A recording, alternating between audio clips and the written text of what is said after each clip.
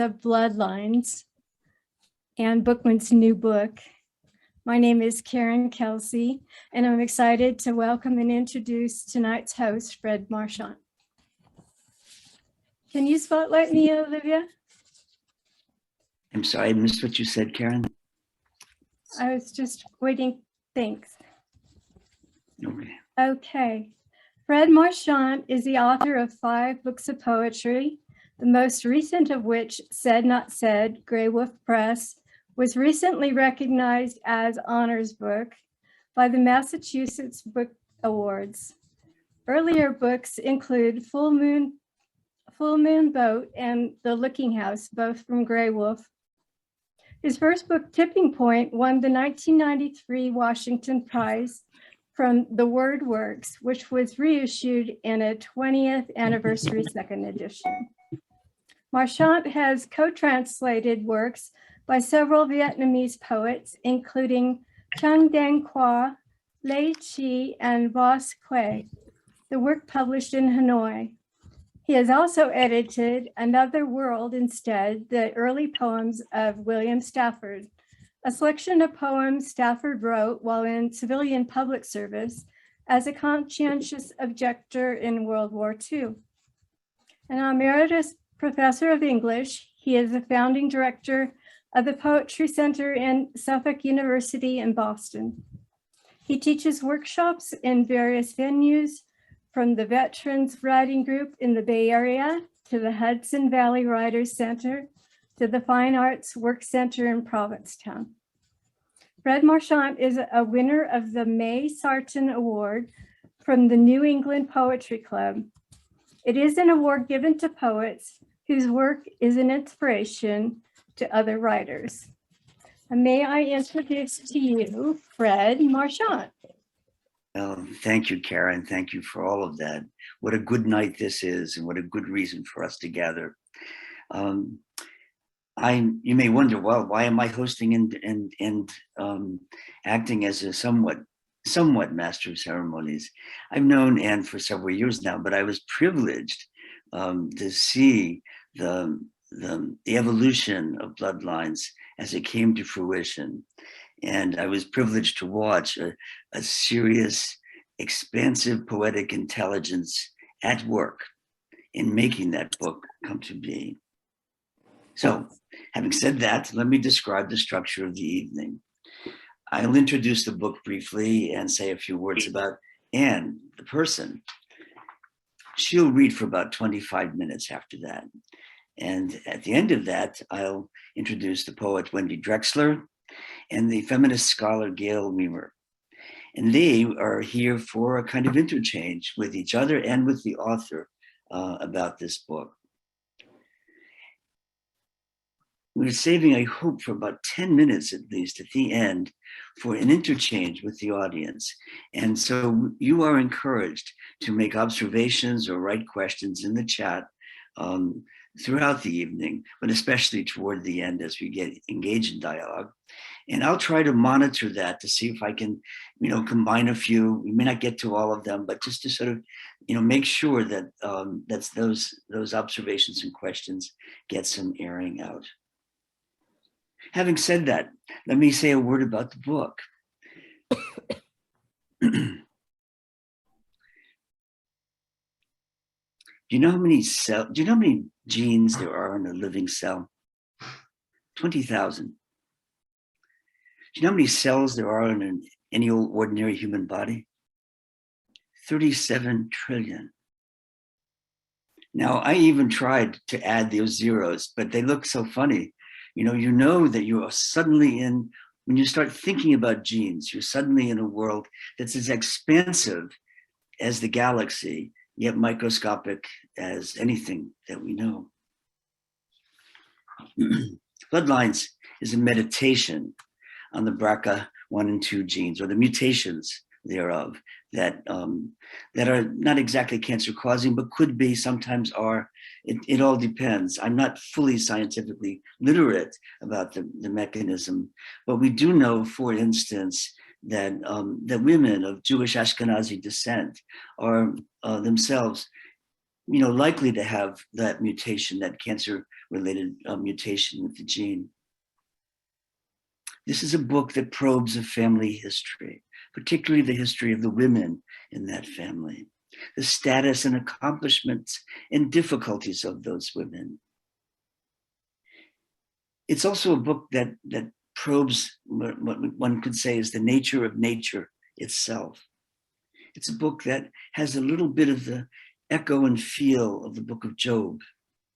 There's a religious wisdom at work in this book. And it's no accident, truly no accident, that this book should have such a breadth and scope. Let me say a word about Anne, in case you don't know this already. Anne Bookman is a poet, anthropologist, and social justice advocate. Her poems have been published in a wide variety of important journals, from the Valparaiso Poetry Review to Soul Lit, a journal of spiritual poetry. In 2012, she published a chapbook, Point of Attachment, with Finishing Line Press. Over her 40-year career in academia, it was bookended by positions focused on women's creativity, potential, and power. Early in her career, she served as associate director of the enormously important Bunting Institute at Radcliffe College. She worked with an interdisciplinary group of women scholars, writers, and artists. From 2013 to 2018, she was director of the Center for Women in Politics and Public Policy at UMass Boston, weaving an intersectional feminist perspective into her teaching and research. Currently, she's a senior fellow at the McCormick Institute in Graduate School of Policy and Global Studies at UMass Boston, and she also serves on the board of the Hudson Valley Writers Center. Having said that, from the bottom of my heart, I welcome Anne Bookman. Please join me in that.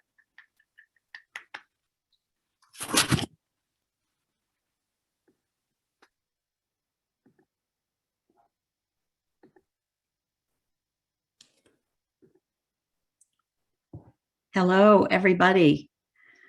Thank you, Fred, so much for that wonderful introduction.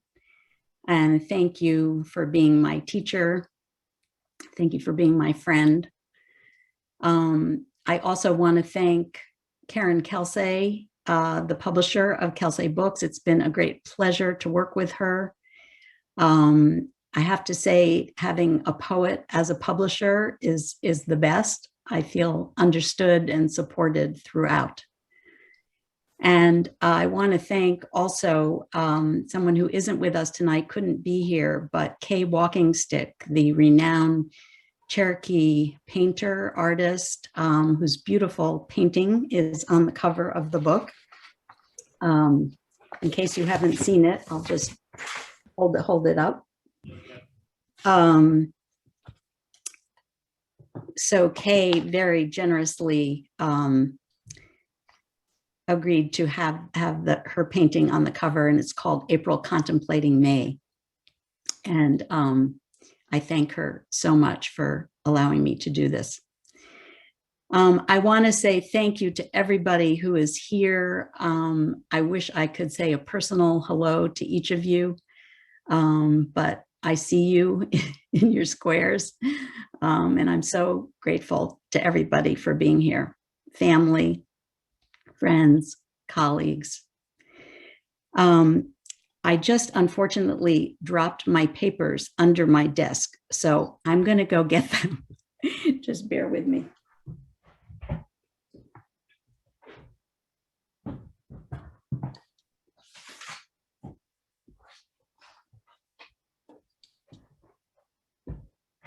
Okay, my apologies. This is what happens when you're nervous.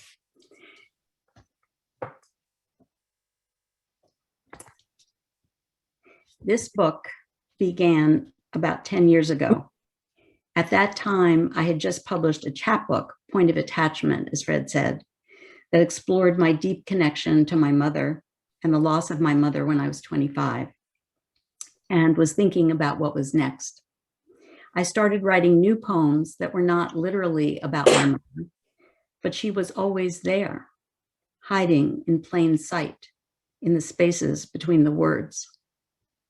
As Tilly Olson, the iconic feminist writer, once wrote, quote, "My mother is a poem I will never be able to write, though everything I write is a poem to my mother," unquote. As some of you know, and as Fred has described, this book is in part about my mother's illness and the gene that increases the chances of Ashkenazi Jewish women getting breast cancer or ovarian cancer, the BRCA gene. My mother, my maternal aunt, and my maternal grandmother were each diagnosed with one of those cancers in their 40s, but they did not know they carried the gene. It was only discovered in 1994. There is now life-saving genetic testing and other procedures that can help carriers create a healthcare plan with regular screenings, but none of this was available to them. My daughter and I both decided to be tested for the BRCA gene, and although we learned that we are both carriers, we are grateful to have access to excellent care and are healthy. And I'm going to just pause for a minute to ask Olivia, who I also want to thank, our Zoom technician from Kelsay Books, if she could drop into the chat links to two wonderful organizations that provide education and information about testing and so on, Sharsheret and FORCE. FORCE is actually an acronym for Facing Our Cancer Risk Empowered. So if there's anybody on this call that has questions about the BRCA gene for themselves, for somebody they love or know, I hope you'll take advantage and contact one of these organizations. When my mother was diagnosed with breast cancer, not only was she unaware that she carried the gene, but as her cancer metastasized, she was not told. The 1960s was a very different time in terms of open discussion about cancer, and women were often not informed about their illness and prognosis. There was silence, silence masquerading as protection. This book examines the impact of that silence, breaks through that silence. It also gives voice to women who have not gotten sick, but live in a state of high risk. In a series of prose poems that start with my maternal great-grandmother and end with my daughter, the stories of lives cut short and lives still unfolding are told. In other lyric poems, the mysterious and non-linear process of moving from grief to gratitude, from loss to love is explored. I'm going to start with the first poem in the book and then introduce you to my great-grandmother, Rivka Leah Rosenfeld, who lived in the second half of the 19th century. So the first poem is Migration Routes. Bloodstreams channel a mystery, personal yet shared, transport a heavy leather trunk, prophetic genes, spliced memories, uninhabited dreams across the salt, slick ocean, unrelenting wave slaps. Invisible navigators confront turbulence, make landfall, set up camp, tents sway, ropes fray. Millions upon millions in flow swim past liberty, incognito. No one applied for entrance to my body. Black satchel. I have only one photograph of Rivka, my great-grandmother on my mother's side. She wears a long dark dress, buttons from neck to waist, ruffle of lace covers her throat, wrists. She poses for the camera. The occasion is obscure. Camera obscura, the darkened box, pinhole of light, objects partially revealed, upside down. Rivka stands alone behind a round table, white cloth with long fringe covering the top. On the edge of the table, a black satchel. She holds the handle with her left hand. She works as a midwife in her neighborhood, makes home visits to pregnant women and mothers with infants. This is her medicine bag. She carries alcohol swabs, suturing thread, needles, scissors, and a small silver flask of brandy. Rivka, her husband Solomon, and their two small children landed at Ellis Island in 1893. Was this photograph taken before she boarded the Dresden, the steamer ship on which she traveled to America? Or was it taken later when she lived in a tenement on Broome Street in the Lower East Side? Rivka died in childbirth at 30, escaping the illness linked to the Ashkenazi gene, never held her baby girl. I wonder who picked her daughter's Hebrew name, Chaya. I think of this motherless little girl, the grandma I never met, when we toast l'chaim at family occasions. According to the Torah, Rivka, Hebrew for Rebecca, was the second matriarch of the Jewish people. In the Song of Songs, Rivka is described as, quote, a rose among the thorns, so is my beloved among the daughters, unquote. The name Rivka comes from Hebrew rivke, tie firmly, connection, a link, although some scholars have translated it as bind, trap, snare. In a book of biblical names, Rivka means knotted cord. So many threaded lives to unravel. The knotted cord. Do genes swim in our blood, stroke after stroke, a circular loop, haul themselves onto sailless boats with no rudder, hunker down, wait for new passengers to climb aboard? Do some doze in muscle cells, awakened by unwelcome dreams, jostle, urge neighbors to maliciously gossip, uncontrollably divide or multiply, wreak havoc inside a cell cave? Or do genes lead hooded, monkish lives in our skin? Rising before dawn, a pious, contemplative life cannot contain twisting helix wildness, something gone awry, impervious to prayer. Whose fingers braided this cobra lanyard, this knotted cord? Fate crosses randomness right under left, left makes a loop, right goes under and through, pull the strands tight. Pattern revealed, high risk. Risk cannot be unwound, it binds, constrains. Of course, I never knew Rivka, nor did I know my grandmother Edith, who died of ovarian cancer at 41. Although I did not know her, my bond to her was strong. My bond to her is strong. The next poem explores the theme of inheritance and the many things we inherit beyond our genes.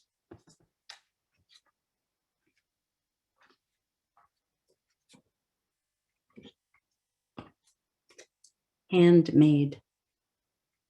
Upward stroke of a sable brush, my mother painted rouge just below her cheekbone, feint of hand makes pale cheeks blush, dabbing perfume drops with pointer finger twice behind each ear, the way her mother taught her.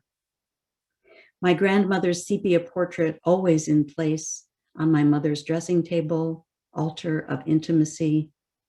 I never knew her. I know her face as I know my face.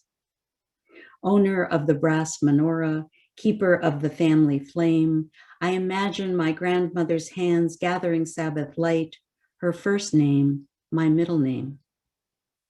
When I wear perfume for an evening out, I dab with my pointer finger twice behind each ear. What's in a name? I never knew her.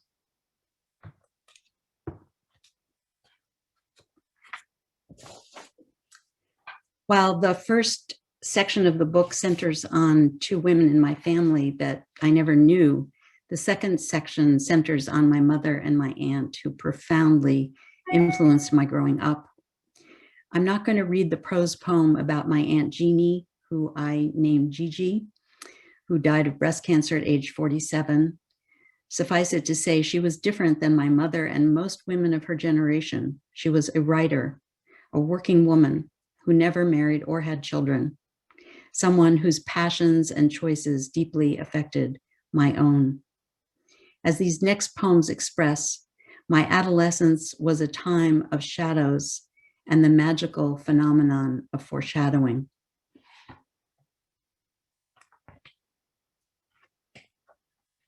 Lunar Seas.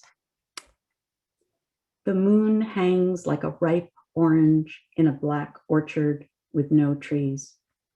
Lunar seas without water, only the hardened deposits of lava flows, sea of tranquility, sea of fecundity, sea of the edge. What a conveniently distant planet to house barren anxiety, fear of the unknown. On the hidden surface, unnamed massive seas flooded by magma, once steaming, now frozen, colder than ice. Volcanic fire fountains spray hot sparks, searing holes where they land. Rivka, Edith, Gigi, I name a lunar sea for each of them.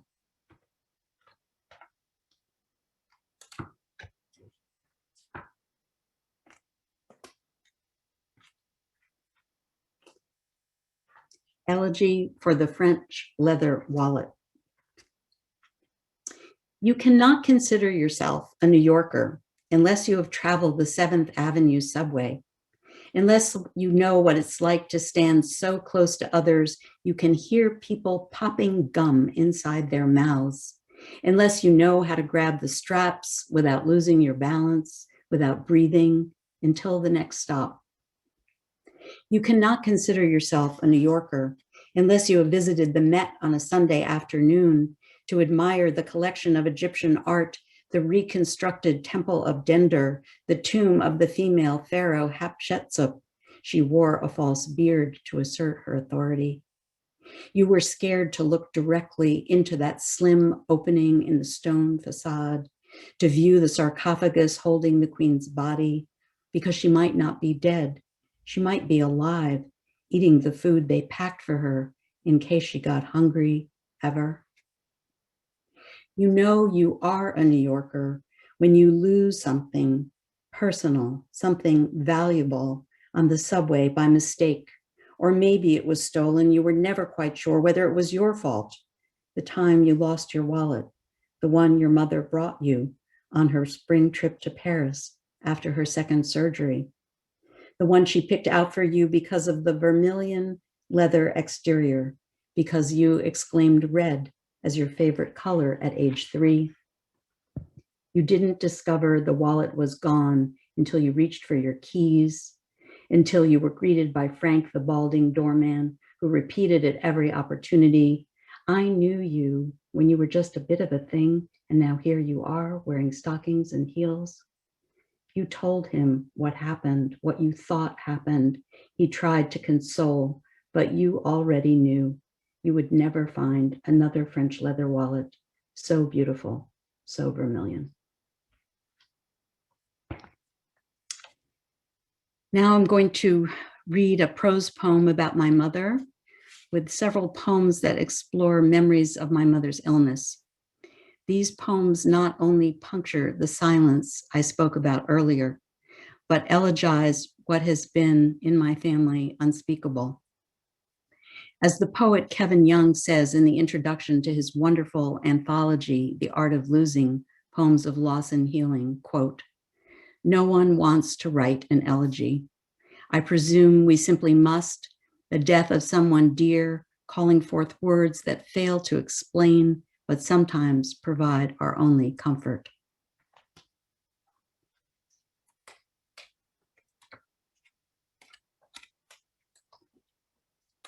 This is the prose poem about my mother. Gleaming. My mother, Ruth, was a sculptor, not a sculptress, she used to say, insisting on women's equality before second wave feminism. A fine arts major, she studied with Oronzio Maldarelli at Columbia. Even the sound of her mentor's name evoked terracotta patinas, Latin passion. But she had eyes only for my father, their courtship a fast-paced, pulsating post-World War II romance.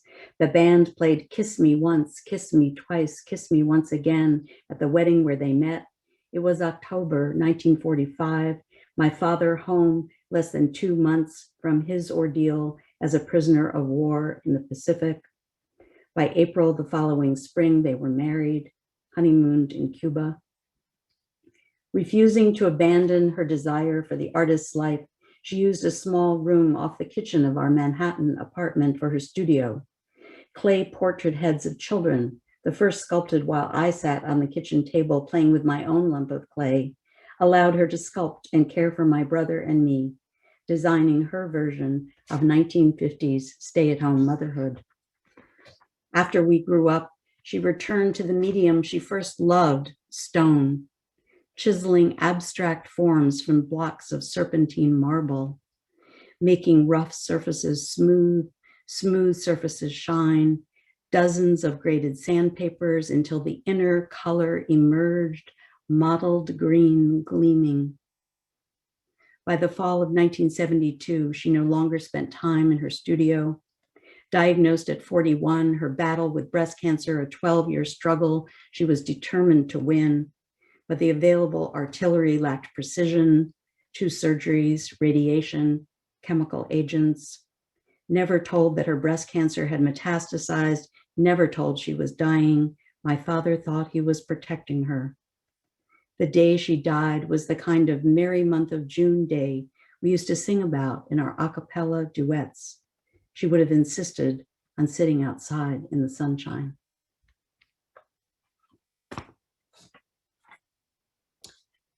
Rock, paper, scissors. Malignant, not benign, lymph nodes already invaded, the start of a war she never enlisted.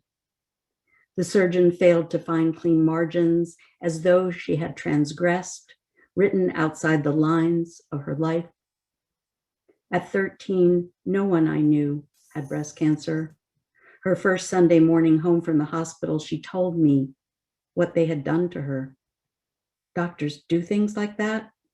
Short sentences, jagged pauses, deep breaths. I was numb. She was 41. Alone, scanning a catalog from Saks, staring at shapely young women modeling black and white brasiers, wondering if mine were big enough. I grabbed a scissors from my desk drawer, cut out their breasts, one by one, page after page. Bare branches. There is a problem with my mother's breathing, a cavity between lung and membrane filling up with fluid. My father is measured, words rehearsed, trapped between medical knowledge and desperation. He cannot lie about anatomical location, cannot name its cause, its culmination. Late September, green leaves turn to gold, resign to brown, fall to the ground, temperatures dropping, daylight fading. In an autumn photo, she stands by the edge of the pond at our country house, tree branches bare, her body at an angle. She chooses not to face the camera. She has reached the final stage. Shadows flicker, her face, her neck. It is the only black and white photograph I have of her.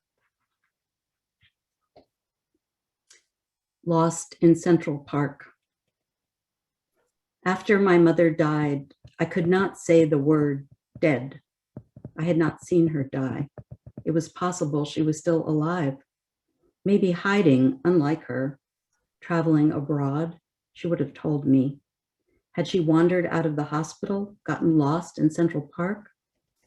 She could not have walked out. The last time I saw her legs, they were not my mother's legs.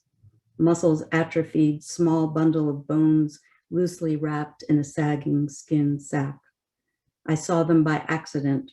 Her blanket slipped before the nurse could catch it, so thin, like twigs you could break with your bare hands. After she died, I tried to see her face, but all I could see were her chicken bone legs. They followed me everywhere I went. So the second half of this book focuses on transforming grief and fighting fear and living.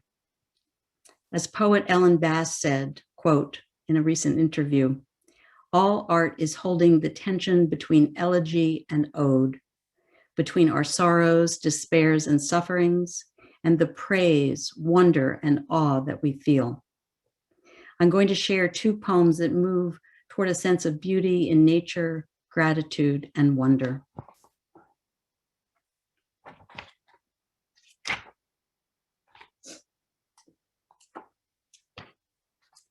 Constellations.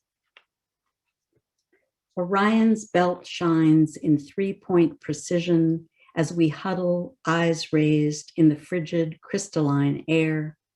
Even the Pleiades have shed their hazy filaments, rejoined the company of breathing lights. Clearness is not about seeing. I want to lie with you, folded, silent, barely sleeping. I want the glow of meteors to course through our veins, the slow reflected glory of light years to extend our time. Hold me again as on a February night by Provincetown Harbor. Fill the sky with Latin names, animal heads, gods, and ghosts. Undress me with assurance, make the surface of my skin a celestial map, one unknown sun discovered.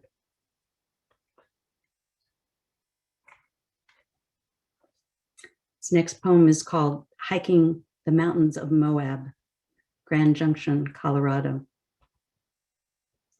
A woman alone in the desert, a familiar fear, brush away cobwebs of what if. The trail is steep, muscles in my legs begin to ache. I am walking, working, climbing.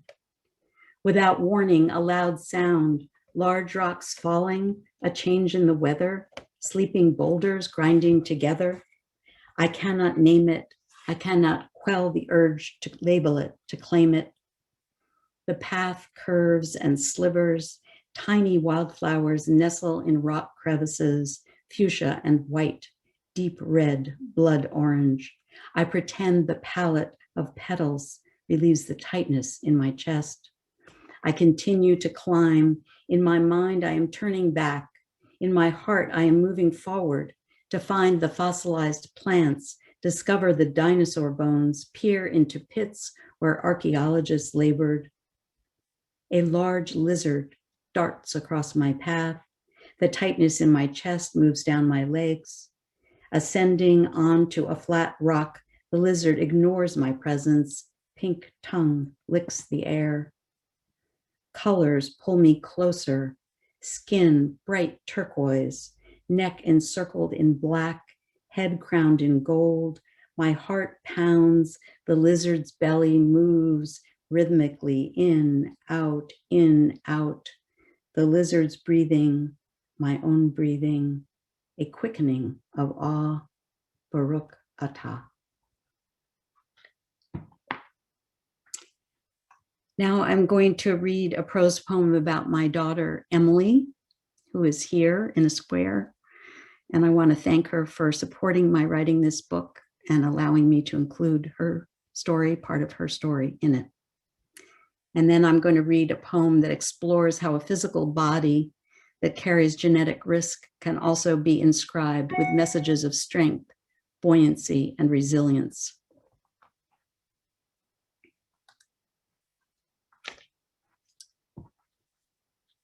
But not this. My peach sweet girl, curly chestnut hair, smile that lights up a room, rocking her in the dark. You are my sunshine. I remember waiting for test results when she lived in utero, was a healthy baby growing inside me. Weeks and weeks of waiting, the doctor's handwritten note on an RX pad. Congratulations, it's a girl. In the photo album of her first year, I pasted the grainy gray sonogram taken when we first heard her heart, first saw her teeny right hand, arm stretching out. Now my daughter sits by my side, different doctor's office, different exam room. She is 25 years old. She has decided to be tested, but I am not ready to know. She says, Mom, you always say knowledge is power. Did I say that? I forgot to tell her I am not brave. She is. They have taken 8 vials of her blood. Her results are inscribed on waxy white paper. tiny indelible black markings upside down. The doctor's eyes hold regret before she speaks. I hear words, not sentences. High risk, prophylactic surgery, Ashkenazi Jews, lifelong implications. 4 letters and 1 number spin with uncanny accuracy into the bullseye, my daughter's body. Her face in profile, deep red spreads her neck, her cheek. Capillary branches appear, rising pulse waters cannot be dammed. Vador, Vador, from generation to generation. I want my grandmother's brass menorah with the lions of Judah standing on their hind legs, her silver spice box, her engraved Shabbat candlesticks, but not this. I want my daughter to inherit my green thumb, the serpentine marble sculpture my mother carved, my child's first book of verse, with page corner turned down for the lamplighter, but not this.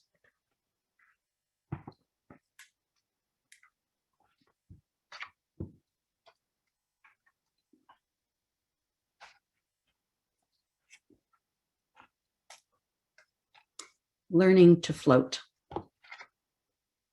It was magical, but physical. The weight of a human body suspended on the sea surface. Water one can dive into, hold your breath, pretend to disappear. Water one can skip stones over, watch them flip, jump, sink. My mother knew how to float. We started our lessons in shallow water, her strong hands supporting my reluctant 5-year-old back. Stretch out your arms, pretend to be an angel in the snow. Each day, her hands eased out to a different position. That day, I felt the tips of her fingers touch the edges of my rib cage. That day, I lay effortlessly atop the gentle waves of Amagansett Bay, caught off guard by my own power. I missed the final moment of release. And I'm going to close with a poem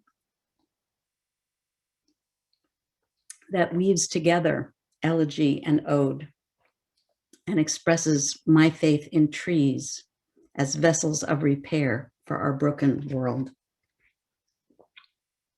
It's called Hymn to be Sung at Astronomical Twilight. Lichen, all that remains green, clings to the naked stump.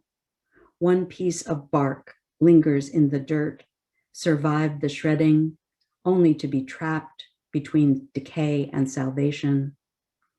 I heard it howl when they split the trunk into billets, heard the crass conquering laughter of the hatchet men when they first saw the wet sapwood in the middle. You'd think they discovered America.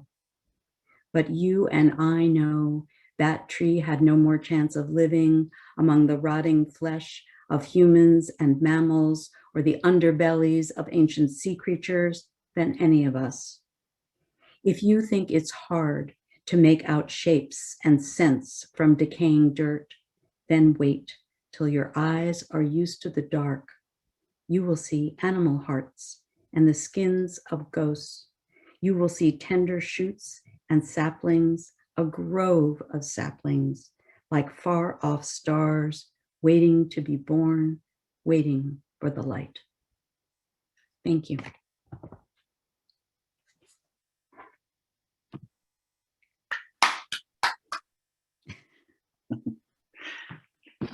Thank you, Anne, for that immense journey from the migration routes to the stars. At this point in our program, there's a chance for a deep breath and some dialogue. Anne has invited poet Wendy Drexler and scholar activist Gail Reamer to engage as readers and listeners with each other and with Anne about these poems. Let me introduce Wendy and Gail. Wendy Drexler is a recipient of a 2022 Artist Fellowship from the Massachusetts Cultural Council.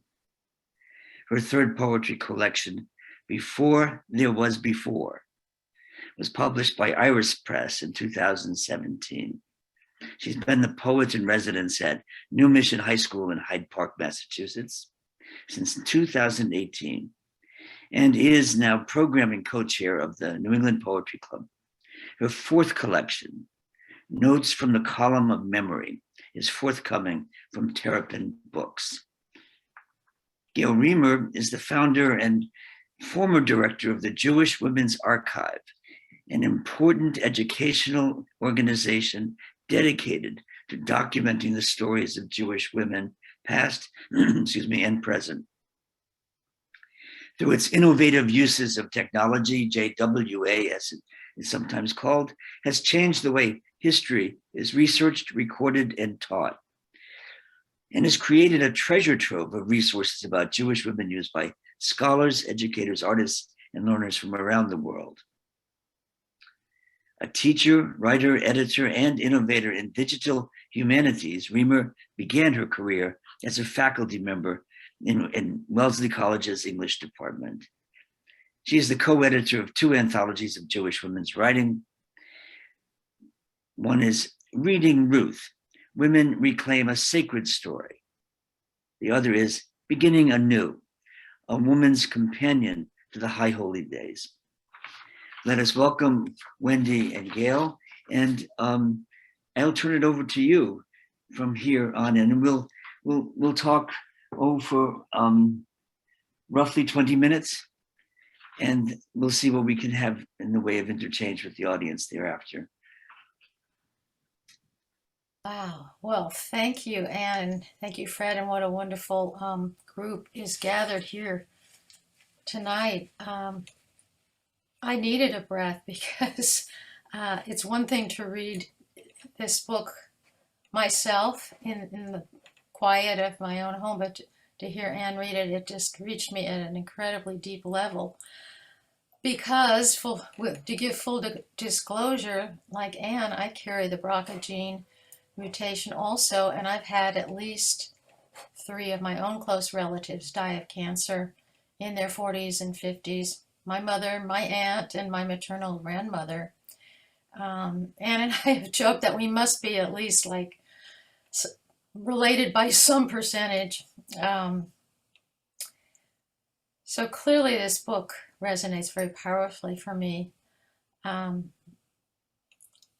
because I've also had to live with the knowledge and the weaponry of this gene, I can say that Anne has movingly captured what it means to live with this heritage in its complicated and multiple layers. And I guess what especially stands out for me are 2 things. One is that there's so much in what connects and shapes us within our family and a heritage that's invisible. The ties of blood and kin, yes, but also the unseen genes that live within us, living, as Anne says, their hooded monkish lives, and that can hover over us like a curse. And there are also these secrets that Anne exposes, the conspiracy of silence around cancer, which also was part of my life, the secrets between father and daughter and between mother and daughter, not saying the word dead, and also the gene carrier's secrets of having to fear getting cancer, as well as these other secrets around a religion, this thicket of ignorance. Anne calls it hiding the names of the ancestors. And then embedded in all this are the mysterious and often really wonderful secrets of the natural world. The hidden carpels of the peonies that listen for the tapping of black ants that will help them unfurl, and the holes of the fiddler crabs that vanish and reappear, as do the crabs themselves. And then there's the form of the book. I wanted to talk about this structure that Anne creates. And somewhere I read that a narrative is horizontal and the image is vertical. And what I love is that Anne gives us this structure of the prose poem that carries the narrative chronologically through time, interwoven with these beautiful lyrical poems that inhabit the natural world and the emotional landscape of feeling, and allow us to have a little distance from the actual story, this space in which we can breathe, so we get the grandmother in the black satchel that Anne read, the mother, and the daughter so powerfully, and not this. Wow, that was incredible.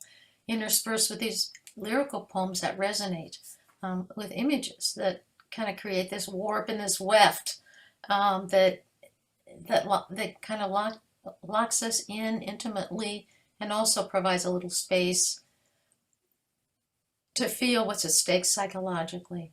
For example, when Anne writes in Lunar Seas, volcanic fire fountains spray hot sparks, searing holes where they land, we feel the searing emotional weight of what she is pulled toward, the way the moon pulls the tides. That image also kind of enters, as all images do, without any mediation. Kind of it just bypasses the left side of the brain and just goes boom. In the way that poetry can do. It's so powerful, allows us to respond to these almost unsayable griefs, a place that the reader can enter with her or his own story. So that's sort of what I wanted to say about what strikes me especially about Anne's wonderful book. And Gail, your turn. Oh, okay. Let me pick up on two things that you said, Wendy. One is the multiple layers of one's heritage, and the other is the conspiracy of silence. Because I think there was a conspiracy of silence, not just, I think Anne talks about this. There was a conspiracy of silence, not just around cancer, but also about the rich pieces of her heritage. The pieces that complicate this story, that it's not just a story, and it's a dual inheritance. The bloodlines that give this collection its title, you trace the inheritance back 3 generations to your great grandmother, Rivka. You start with a Hebrew name, a Jewish name, an immigrant, you tell us, who arrived at Ellis Island in 1893. 10 years after, the young Jewish poet Emma Lazarus wrote her now famous poem, The New Colossus. And 10 years before, that poem was inscribed on a plaque that was added to the pedestal of the Statue of Liberty. Your grandmother arrived right in the middle of what is that great wave of migration from Europe. Rivka arrives, and you read this poem, she arrived in America with her husband, 2 small children, and possibly the black satchel of the poem's title. You don't know. Did she bring it with her? Is it something that was here? And she arrives with the Ashkenazi gene, which puts you and her descendants at high risk for cancer. A risk that you write in another poem that you read tonight, in The Knotted Cord, that cannot be unwound. It binds and constrains. But at the same time that you explore how Rivka's legacy binds and constrains, your poems demonstrate how that legacy creates connection, links you to a tradition. The Hebrew name Rivka, you teach us, can mean one or the other, a link or a trap. The knotted cord, which is structured as 4 questions, in my reading, links you to the tradition of 4 questions so central to the Passover Seder. In a later poem that you read, that really heart-wrenching poem, but not this, your daughter learns that she too has the Ashkenazi gene. But juxtaposed to that unwanted inheritance is the other inheritance from your grandmother that you do want, the brass menorah with the lions of Judah standing on their hind legs, her silver spice box, her engraved Shabbat candlesticks, all Jewish ritual objects. Hebrew words, images, and a variety of references to Jewish things and practices appear in poem after poem. I was struck by how, in one of the last poems you read this evening, Hiking the Mountains of Moab, it comes to a close where the struggle that takes place through most of the poem to not be consumed by the fear of what if ends with you focused on what is, on the beauty of that lizard that has crossed your path, on the miracle of its life, its breath, and the miracle of your own. And then a final line. I quote, "A quickening of awe, Baruch atah." Words, Baruch atah, that typically open Hebrew blessings. Your religious heritage was another legacy that was passed on to you. As you suggest in a poem in an earlier collection in the chapbook that Fred mentioned, it was passed on to you in silence. And I quote from a poem in that collection where you refer to it as, quote, "a tradition that could not be named." I'm wondering if you could say a few more words about how breaking that silence and how Judaism have informed your poetry. And since I began these remarks by referring to Emma Lazarus, perhaps you'll also say a little about the poets that you admire, who you see as your literary ancestors, and whether you feel a unique kinship with Jewish female poets. Is that another part of the legacy? Wow. Olivia, I'm wondering if you could make me and Gail and Wendy all on the screen together. Is that possible? Yes, give me 1 second to find you. Okay, let's just go to the list. There we go. Oh, great. Thank you. So first of all, to both Wendy and Gail, thank you so much for your comments about the poems. I'm sort of blown away, Gail, by this idea of the 4 questions and the knotted cord. It's something that I never thought of, but it's right there, staring me in the face. So let me try to address the 2 questions that Gail raised, and then maybe Wendy also has some. So in terms of my Jewish heritage and what happened in my family, I think that my family was very typical of a lot of sort of assimilationist Jews, like right after World War II. This wasn't true of all Jewish families, but there were many, many Jewish families that chose, following the horrors of the Holocaust and what it meant to be Jewish in society, to hide, to either abandon it or kind of not talk about it very much.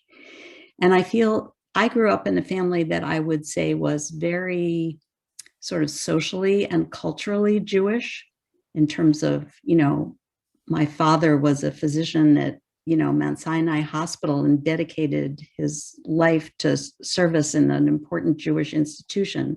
Most of my parents' friends were Jewish, so on and so forth. On the other hand, my brother and I were sent to private schools with very few Jews. My parents made a decision not to join a synagogue, which I think was a huge decision. And interestingly enough, my grandparents on both sides belonged to synagogues. In other words, my own parents were what they call confirmed. They didn't have bar bat mitzvahs, but they were confirmed. But then my own parents chose not to do that. And part of the story in this collection is a story of my struggling with, as you said very well, Gail, what was not being named in my family, but was sort of known. And there's a poem in the chapbook called From Generation to Generation, which is about my mother having an especially nice dinner every Friday night with, special food and her best in her silver and her best china, and lighting the candles and not saying anything when we lighted the candles, and not saying that it was Shabbat, I thought the whole time I was growing up, I thought that the Sabbath was on Sunday. I didn't know that Jews celebrated the Sabbath on Saturday until I became an adult. So there were all these, I mean, I just think you're picking up very well on, like all the silences. And it's interesting that there were all these silences about what was going on with my mother's health. Then there were all these silences around Judaism. And then there was a third silence in my family, which is, there's a couple of poems about it in the book that I didn't read, which is that my dad, I mentioned this in the prose poem about my mother. My dad was a prisoner of war for 3.5 years under the Japanese. And he didn't talk about that. Except for one little story, which is in this poem that's called Listening to Madame Butterfly with My Father. Yeah, I mean, that's like another book. I don't know. But they all have in common this, that they thought they were protecting you, they were protecting your mother. I mean, the silences were intended as protection, but obviously were not. Right. No, exactly. I mean, I think my dad not talking about what happened to him as a prisoner of war was definitely, I mean, but like protecting himself and protecting my brother and I. Anyway, so just to kind of keep things moving here, you asked about whether I have sort of identify with or read, some of the Jewish feminist poets, and the answer is yes. And I mean, I have so many favorites. I don't really know how to name them all, but they're the poets who were born in the 1920s that essentially are of my mother's generation. And I'm thinking about Adrienne Rich, and I'm thinking about Grace Paley. And I love the poems of Grace Paley so much. And it's very interesting. I recently found a prose poem that Grace Paley wrote called Mother, which is about her wanting to see her mother standing in the doorway of this room and that room in her house. And she lost her mother as in her late teens. Anyway, it had a huge impact on me when I found this poem just recently, after I'd written all my prose poems. Just knowing that Grace Paley had written a prose poem about her mother was very moving to me. And then there's the generation, which is kind of like our generation. I think of Alicia Ostriker, I think of Ellen Bass. I love Alicia Ostriker's work. And I was very lucky, actually, through the Hudson Valley Writers Center, which is a wonderful organization that you should all get to know more about. They offered an Alicia Ostriker class on Midrash, which I took. It was like an intensive, and it was fabulous. It was fabulous. I took that too. It was. Oh, yes, that's right. Wendy was in that class. That was and she has an early book called The Mother and Child Papers, which has a lot about motherhood and Judaism and so on and so forth. And then there's the generation that it's not quite my daughter's generation. It's women who were born in the 70s. And I'm thinking of Erica Meitner and Rachel Zucker. I love their work. Rachel Zucker actually wrote a memoir. It's not really poetry, but it's very poetic, called Mothers, where the MOTHER are all capitalized and then the S is small.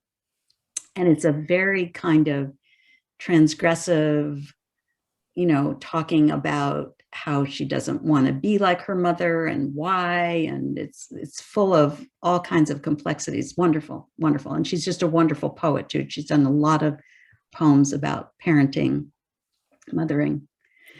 So anyway. Thank you, man. Yeah. Thank you for this whole evening. But so Wendy, what were you thinking? Well, I have a question that I wanted to ask, but another one now as a result of this conversation, which is what was the trigger, or what enabled you to embrace your Jewish heritage? I mean, was it this moment in the desert, or was it a series of Well, it was an small- interesting process. I would say that one of the things that happened was that we had some cousins actually through the Rosenfield line who were conservative Jews and had an annual amazing Seder that we used to go to. And I was just completely blown away by this Seder, and eventually said to my mother, why can't we have a Seder? And so we started having Seders after having gone to these other family Seders. But I would say, I mean, that was kind of when I was a teenager. Then it all kind of went into eclipse. And it really wasn't until the death of my parents, first my mother, and then 15 years later, my dad, and my need to be in community and in a prayerful community while I was grieving, that I got drawn more and more, first to Harvard Hillel, and then later to Temple Israel, my beloved Temple Israel. It's a long story. I'm not sure I can go into all of it now, but Yeah, thank you. Yeah. I also just wanted to ask, what has surprised you, or what insights or discoveries have you made as a result of writing this book? Because we can never really anticipate what we're going to unearth, and that's part of what's wonderful about writing is that you do have insights that you can't have made had you not written toward this, written the poem after poem. And so I wondered if there was a particular insight or surprise in that you came. well, I mean, it's a great question. It's a complicated question. I think that one of the things that happened to me after I got tested and found out I was positive, this is actually in the prose poem about me, but I didn't read that one. I asked my doctor, how is it that I'm here? Like, how is it that I've gotten, because I didn't get tested until I was almost 60. How have I survived all this time with this? And she came up with this idea of what she called protective factors. Mhm. She said, you have some kind of protective factors, but we don't know what they are. Maybe you have a special gene that turns off the BRCA gene. We don't know. And she's she's a wonderful doctor who's doing a lot of research and so on. But that formulation really was a game changer for me and really started me off on a whole attempt to write about protective factors in my life. Whether it was beauty in nature, whether it was about relationships, love, romantic relationships. I mean, the various things that have been healing and life-sustaining for me, including very much my Judaism. I began to write a lot of poems. As I said, in the second half of the book, there are various poems that I see as being about these protective factors. And I think it's really interesting that while protection, when my mother was alive and my father was trying to protect all of us, was kind of a really not such a great idea kind of protection, that then the word protection and the whole idea of protective factors really kind of was upended and turned around upside down. So I really began to explore things that were within me and within my world as I could perceive it, that may be protecting me. Right. I mean, everything from, as I said, from learning how to float to, there's a poem about me being, my mother doing a clay head of me. And that whole process of my posing for her, sitting for her and I being in her studio together while she made this head of me. really got me thinking a lot about sculpture and art and writing and artistic expression. Yeah, that's so interesting, and for me too, getting that positive result just really made me want to connect more with what this is, how it has traveled through my ancestors, and also I'm just wondering. I mean, I don't know the answer, but if the light of science helps us kind of take the shroud off some of these mysteries and these secrets, if kind of knowing, oh, there's a gene, kind of enables us to look at it without as many secrets, and going forward, hopefully it will be that way. It's how it was like a bad thing that happened to our family, or my family, and yet knowing there was an explanation is sort of illuminating in a way and brings more light to it. Yes. I see that Fred has just dropped a question in the chat. Anyone in the audience have a question for me? So I'm thinking, I don't know if Wendy and Gail want to say any last things, or should we move into the Q&A? Moving wait. to Q&A. I have Okay. lots to say, but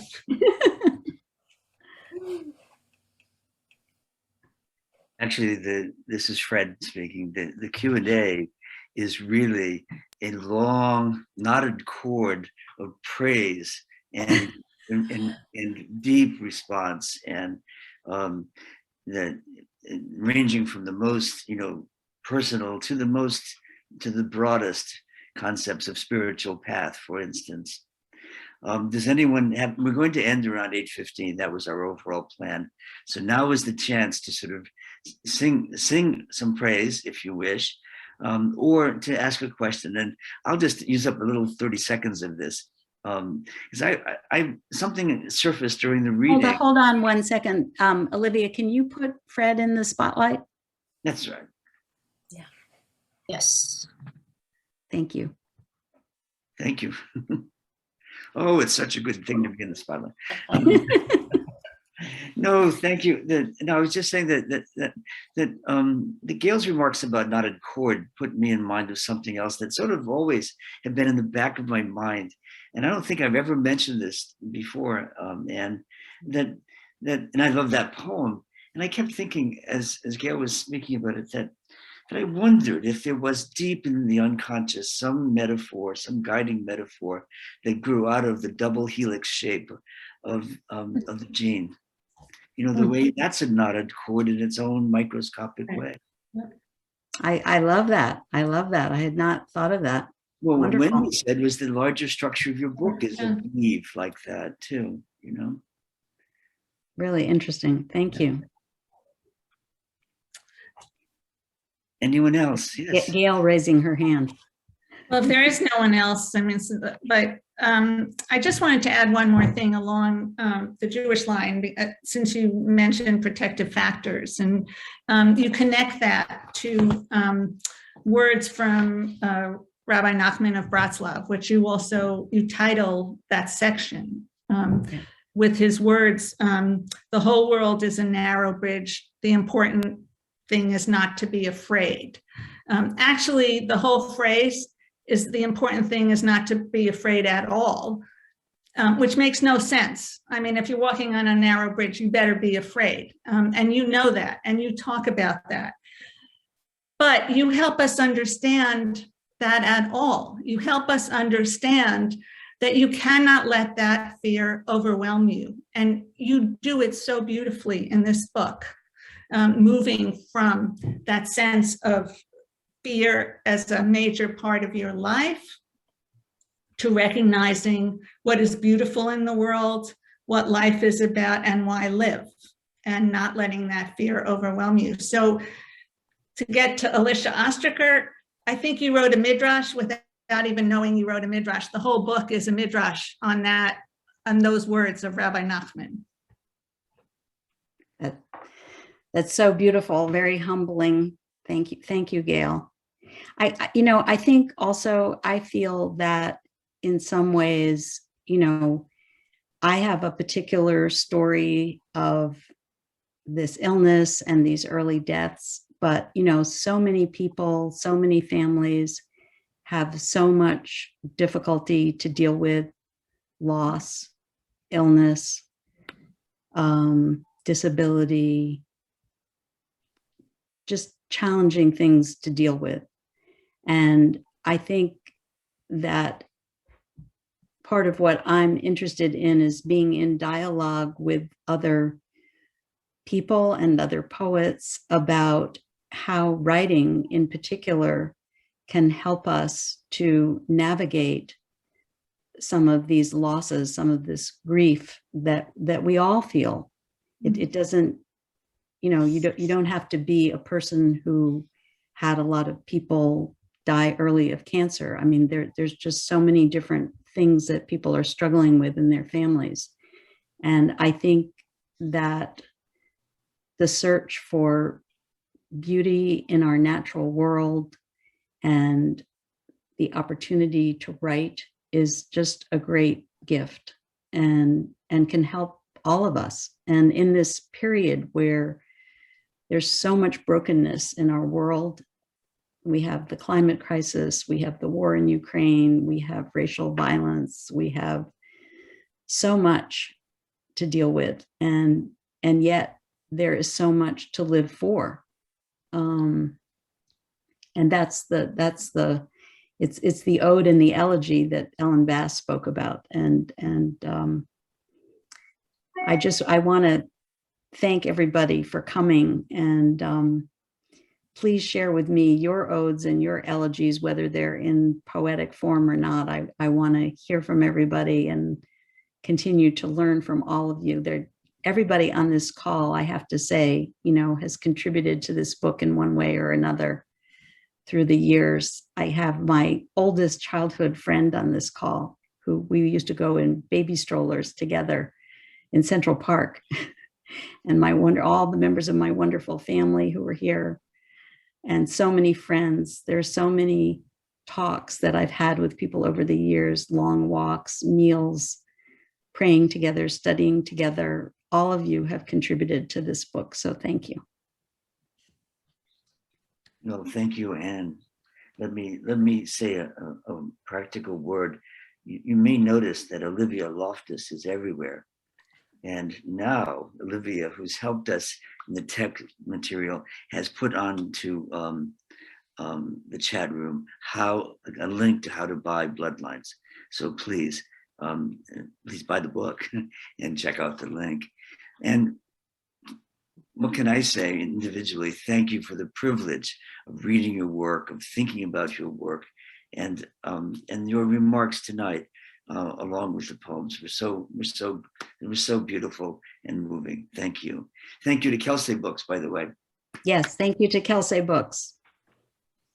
Thank you to everybody, and have a wonderful evening. Thank you for being so easy to work with. And so should we say the honor is all mine, Karen. Should we say good night? Good yes. night. Wait, good night. Thank you. Could we unmute and just yes, sure. Give Anne a hand? Yes.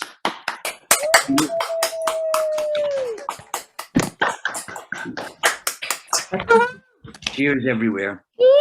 Love you.